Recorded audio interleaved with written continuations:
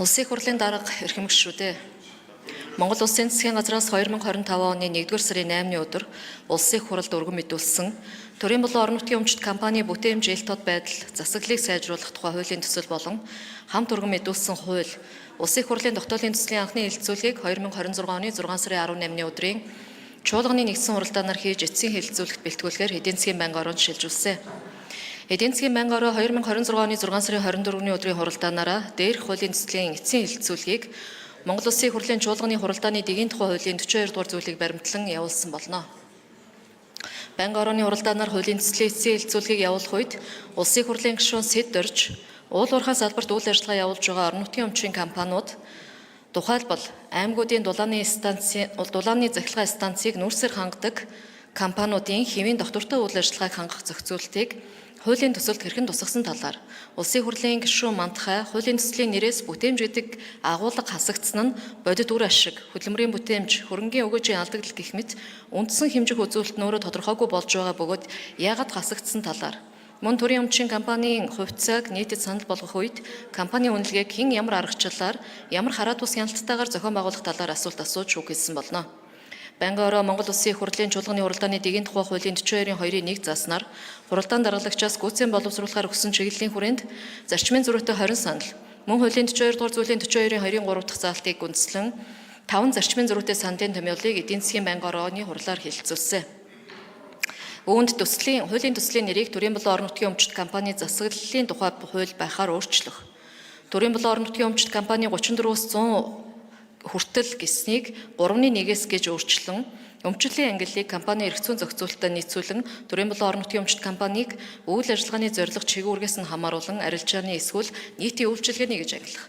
Ногдол ашигын бодлогыг бүхэлд нь шинжилэн найруулж төрийн болон орон нутгийн өмчит компаниуд ногдол ашиг барилгатай аудитлагдсан санхүүгийн тайланд үндэслэх.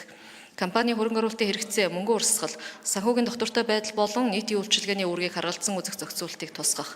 Мөн арилжааны зорилготой төрийн өмчит компанийн хувьд хуваарлж болох цэвэр ашигын 30-аас доошгүй хэмжээгээр ногдол ашиг хуваарлах зарчим тогтоож тодорхой үндсэл бүхий тохиолдолд уг хэмжээг бууруулах боломжийг бүрдүүлэх харин нийтийн үйлчилгээний чиг үүрэгтэй компанид энэхүү доод босох хамаарахгүй байх. Мөн төлөөлөл удирдах зөвлөлийн хараат бус байдлыг бэхжүүлж хараат бус гишүүдийн оролцоо болон нээлттэй сонгон шалгаруулалтын зохицуултыг боловсронгуй болгох.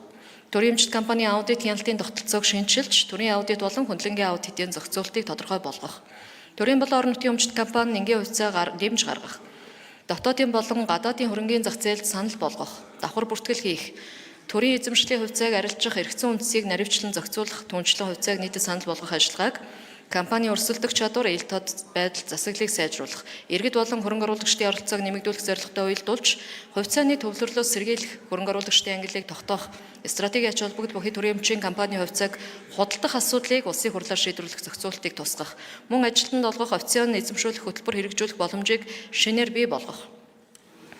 Хуулийн шин зохицуултыг хэрэгжүүлэх шилжилтийн хугацааг тогтоож, төлөөлөл удирдах зөвлөлийн шинжилсэн шаардлагыг төрийн болон орон нутгийн өмчит компаниудад үе шаттайгаар хэрэгжүүлэхээр тусгах. Мөн орон нутгийн өмчит хуулийн этгээдийг хууль заасан шаардлагад нийцүүлэн авах арга хэмжээг 2028 оны 1 сарын 1-ний өдрөөс хэрэгжүүлэх. Банк ороо нэгдсэн хуралдааны анхны хэлэлцүүлгээр санал хурааж олонхын дэмжлэг авсан зарчмын зөрүүтэй саналыг төрийн болон орон нутгийн өмчит компани бүтээн хэмжээ тод байдал засаглалыг сайжруулах тухай хуулийн төсөл болон хамт өргөн мэдүүлсэн хууль улсын их хурлын тогтоолын төсөл тусган хууль зүйн техникийн засвар өөрчлөлтийг хийн эцсийн хэлэлцүүлэгт бэлтгэсэн төсөл болон зарчмын зөрүүтэй саналыг та бүхэнд тараасан болно. Улсын их хурлын эрхэм гишүүдээ. Төрийн болон орон нутгийн өмчит компани бүтээн хэмжээ тод байдал засаглалыг сайжруулах тухай хуулийн төсөл болон хамт өргөн мэдүүлсэн хууль улсын их хурлын тогтоолын төслийг эцсийн хэлэлцүүлэгт бэлтгэсэн талаар эдийн засгийн банк орооны танилцуулга, зарчмын зөрүүтэй саналын томьёолыг хэлтсэн шийдвэрлэж өгөхийг та бүхнээс хүсье. Анхаарал тавьсанд баярлалаа.